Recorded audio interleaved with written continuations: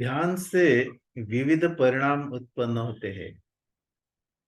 जैसे शरीर को एकदम ही हल्कापन ध्यान करने से, निरंतर ध्यान की साधना करने से अनुभव होने लगता है। शरीर के कोई भी पुर्जे में अगर तनाव है, खिंचाव है, दबाव है, तो धीरे धीरे ध्यान करने से निकलने लगता है और शून्य हो जाता है।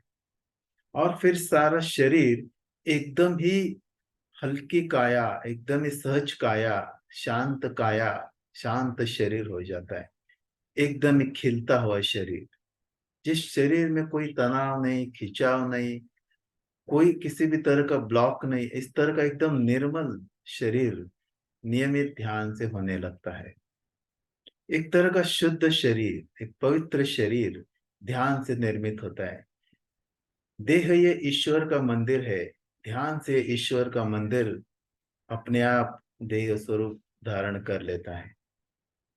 फिर ध्यान से मन के ऊपर भी अच्छे सुपरिणाम होने लगते हैं। मन के अंदर बहुत सारे विचार रहते हैं। आम व्यक्ति 50,000 के आसपास विचार करता है, कभी कभी वो बढ़ के 1.5 लाख तक जाते हैं, तो उसका बीपी बढ़ जाता है, बीमारियां पैदा हो जाती है।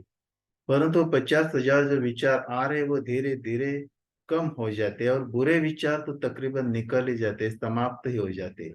और जो भी आएंगे अच्छे विचार आ जाते हैं।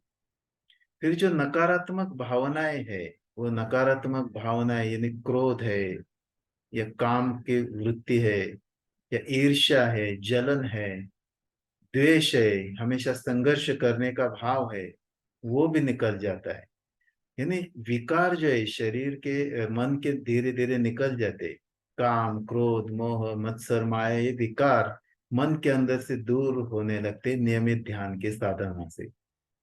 और फिर मन से दुष्परिणाम जो निर्माण होते हैं, अलग अलग तरह की मनोकायिक व्याधियां जो निर्माण होती है, जैसे कि ब्लड प्रेशर है, डायबिटीज है, न जाने निद्रा नाश है, अनेक अनेक व्याधियां ये निरंतर ध्यान करने से विसर्जित होने लगती है। और मन हमेशा उल्लासित, प्रसन्न, आनंदमय, सच अवस्था में रहता है, शुभ रहता है, मंगलमय मन रहता है। अच्छी तरह का विराट दृष्टिकोण आता है, एक तरह की आत्मानुभूति, कंपैशन मन के अंदर निर्माण हो जाती है, और भावनाएं भी शुद्ध हो जाती है।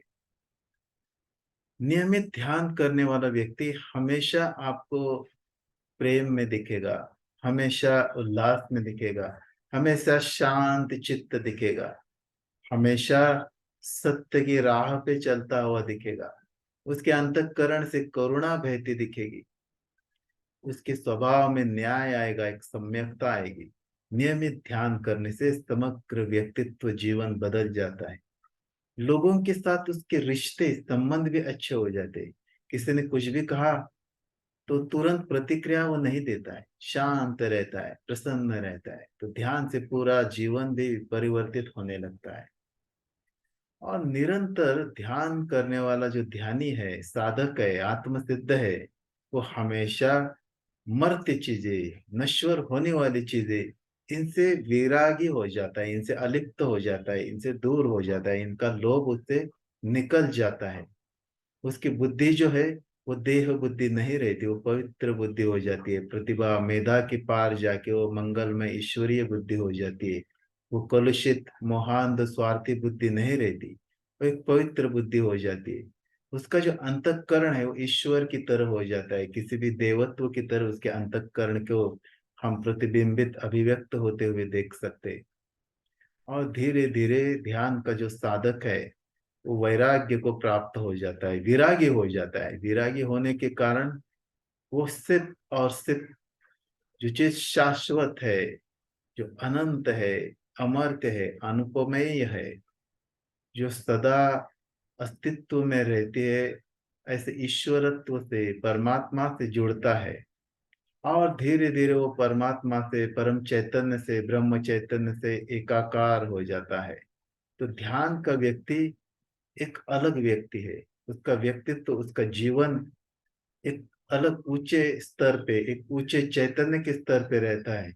इसलिए आत्मसिद्ध जो है वो ध्यान करने वाले एक ऊंचे चैतन्य के स्तर पर अपना जीवन जीते हैं। बहुत ही पवित्र, शुभ और मंगलकारक ऐसा जीवन है जो कि एक भगवत्ता भरा ईश्वरीय जीवन है, ध्यानी का जीवन, आत्मसिद्ध का जीवन।